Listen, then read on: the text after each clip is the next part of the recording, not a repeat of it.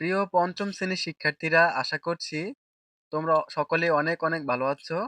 আজকে তোমাদের গণিত বইয়ের ২৬ পৃষ্ঠার যে ৩ নং অঙ্কটি আছে, এটি খুব সহজে সমাধান করব।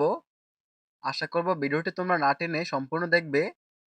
তাহলে এই যে প্রশ্নটি তোমরা দেখতে পাচ্ছ, এগুলো তোমরা খুব সহজে বুঝতে পারবে। চলো ভিডিওটি শুরু করি। শিক্ষার্থীরা, ভিডিওটি শুরু করার আগে তোমরা যদি এই চ্যানেলের নতুন দর্শক হও, তাহলে অবশ্যই চ্যানেলটি সাবস্ক্রাইব করে দিবে। চলো আমরা প্রশ্ন সমাধান করে ফেলি। আমরা আগে প্রশ্নটি পড়ে নিব। এখানে বলা হয়েছে একজন তাঁতি ৩ দিনে ২৪ মিটার কাপড় বুনতে পারেন। এখন নিচের প্রশ্নগুলোর উত্তর খুঁজে ছকের খালি ঘরগুলো পূরণ করি। তো আমরা আগে এগুলো সমাধান করব। আমাদের প্রথম যে প্রশ্নটি, এটা হচ্ছে ৬ দিনে কত মিটার কাপড় বুনতে পারবেন? চলো আমরা এটা সমাধান করি। তো আমাদের এটা বাইর করতে হলে আগে ১ দিনে কত মিটার কাপড় বুনতে পারেন সেটা আগে বাইর করতে হবে। তো আমরা এটা সাজিয়ে লিখতে পারি, ৩ দিনে কাপড় বুনতে পারেন। তার মানে এখানে দেওয়া আছে ২৪ মিটার বুনতে পারেন। আমরা প্রশ্নে দেখতে পাচ্ছি এখানে বলা হয়েছে ৩ দিনে ২৪ মিটার কাপড় বুনতে পারেন। তো আমরা প্রথমে লিখব ৩ দিনে কাপড় বুনতে পারেন ২৪ মিটার। সো আমরা ১ দিনে নিব। তো তাই জন্য আমরা ৩ দিয়ে ২৪ কে ভাগ করে দিতে হবে। তো ১ দিনে বুনতে পারেন। এখানে তোমরা দেখতে পাচ্ছ ৩ দিনে ২৪ মিটার বুনতে পারেন।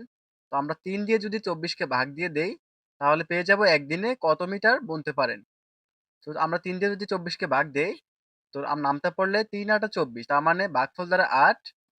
তার মানে ১ দিনে ৮ মিটার কাপড় বুনতে পারেন। এখন আমাদের প্রশ্নে বলা হয়েছে ৬ দিনে কত মিটার কাপড় বুনতে পারবেন? যেহেতু আমরা ১ দিনে নিয়ে গেছি, তাহলে আমরা খুব সহজে ৬ দিনেরটা বাইর করতে পারবো। তো এখানে লিখে দিব ৬ দিনে কাপড় বুনতে পারেন। যেহেতু ১ দিনে ৮ মিটার বুনতে পারেন, তো আমরা ৬ দিনেরটা বাইর করব। তার জন্য আমরা ৬ দিয়ে ৮ কে গুণ করে দিব। তো আমরা যদি গুণ করি, পাই ৬ ৮ ৪৮। তার মানে তাঁতি ৬ দিনে ৪৮ মিটার কাপড় বুনতে পারবে। আশা করছি প্রথম প্রশ্নটি তোমরা বুঝতে পেরেছ। আমাদের ২ নাম্বার প্রশ্নটি ছিল ৩২ দিনে ২৫৬ মিটার কাপড় বুনলে তার অর্ধেক সময়ে কত মিটার কাপড় বুনতে পারবেন? চলো আমরা এটা সমাধান করি। যেহেতু ৩২ দিনে অর্ধেক বলা হয়েছে, সো ৩২ দিনের অর্ধেক হচ্ছে ১৬ দিন। আমরা যদি ৩২ কে ২ দিয়ে ভাগ করে ফেলি, যেহেতু অর্ধেক বলছে, সো আমরা ২ দিয়ে যদি ভাগ করি তাহলে দ্বারা ১৬। ১৬ দুগুণে হচ্ছে ৩২। এখানে তোমরা ভাগটা দেখতে পাচ্ছ। এখান থেকে অবশ্যই দেখে নিবে যারা ভাগ করতে পারো না। তো ৩২ দিনে অর্ধেক হচ্ছে ১৬ দিন। তো আমরা ২ দিয়ে যখন ৩২ কে ভাগ করে দিব, তাহলে ১৬ দিন পাবো। তো ৩২ দিনে কাপড় বুনতে পারে ২৫৬ মিটার। এটা তোমাদের প্রশ্নে দেওয়া আছে। সো আমরা ১ দিনে কত মিটার বুনতে পারে এটাতে নিব। সো ১ দিনে বুনতে পারে, আমরা ৩২ দিয়ে হচ্ছে ২৫৬ কে ভাগ করে দিব। তো তোমরা ভাগটা দেখতে পাচ্ছ, ৩২ ৮ বার হয় ২৫৬। তার মানে সরাসরি ভাগশেষ থাকে না। সো আমরা ১ দিনে ভাগফল পেলাম ৮। সো ১ দিনে ৮ মিটার কাপড় বুনতে পারেন। যেহেতু আমাদের বলছে ৩২ দিনে অর্ধেক কত মিটার কাপড় বুনতে পারেন, তো ৩২ দিনে অর্ধেক হচ্ছে ১৬ দিন। যেহেতু আমরা ১ দিনে বাইর করে ফেলছি ৮ মিটার, এখন ১৬ র সাথে ৮ গুণ দিয়ে দিব। তাইলে আমরা ১৬ দিনে কত মিটার বুনতে পারে তা পেয়ে যাব।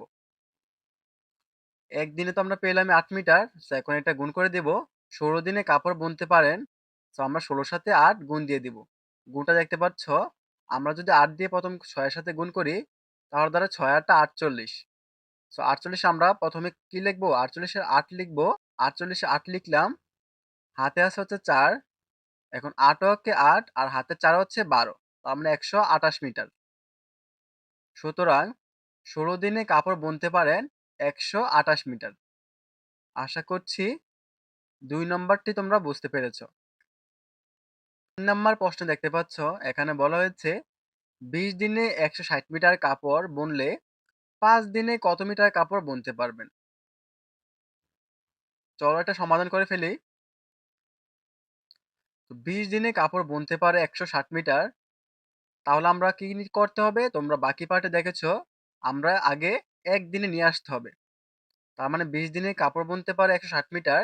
১ দিনে নিয়ে আসলে আমরা 20 দিয়ে 160 কে ভাগ করে দিব। তাহলে আমরা একদিনে পেয়ে যাব যে কত মিটার বুনতে পারে।